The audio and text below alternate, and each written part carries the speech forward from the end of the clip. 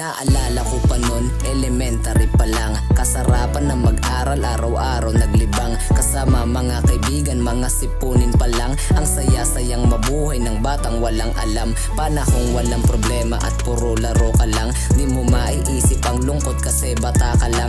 Isang araw pumasok ako sa eskwelahan. Tiyempong wala kaming guro kaya lumipat na lang. Medyo di pa ko sanay na makipag-usap noon. Isang babae na nakatabi ko sa oras na yun. Ako ay hiyang-hiya at hindi makasalita. Tapos mamaya-maya ay may bigla siyang ginawa. Aksidenteng nahawakan ko yung glue niyang binaba. Ako'y biglang nahiya. Tapos siya'y tuwang-tuwa. Natulala ko sa kanya at wala ko nagawa. Di ko alam ang gagawin nang ibabaw ang hiya. Tumingin siya sa akin at bigla-bigla siyang umiti. Na hindi ko din alam na bigla ko napangiti. Humingi siya ng tawad sa akin sa kanyang ginawa. Ang sabi ko ay ayos lang, di mo naman sinasadya. Simula nun ay nagkakilala kaming dalawa. Palagi kami nagkikita at lagi ding masaya. Madalas niya kong ayain pumunta sa kanila. At pinakilala niya ako sa maganda niyang ina. Makalipas ilang araw ay naging kami na nga. Madalas ang pagbisita at pagtulong sa kanila.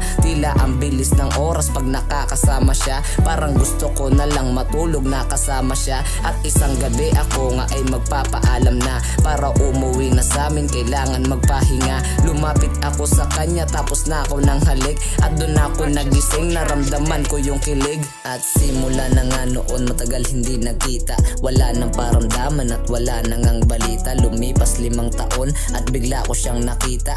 Ang ganda-ganda niya ako'y hindi mapaniwala. At doon nga nabigyan ako ng pagkakataon na masabi sa kanya siya ang bubuo ng taon. Sabi-sabing miss niya na ako, thank you Lord, ito na yon. Tinupad niya ang hiling sa huling pagkakataon. Doon na nagumpisa ang aming pag-iibigan. Naging masaya kami, walang makakatumbas niyan. At lumipas ang ilang buwan, pagsasamay masaya. Ngunit merong isang araw na sa'yo ay nagpasya. Kesyo may nalaman siya, sabi-sabi daw nila mga tropa niyang sulsol na peperahan ko daw siya. At doon na nagtapos nung nakipaghiwalay siya. Wala na akong nagawa kasi doon siya masaya. At lumipas ng taon meron akong nabalitaan. Nagdadalang tao kasabi ng iyong kaibigan. At ako'y naguluhan na patanong sa aking isipan. Wala na bang pag-asa, kailangan ko bang lumisan? Isang araw naglakas loob para makipag-usap.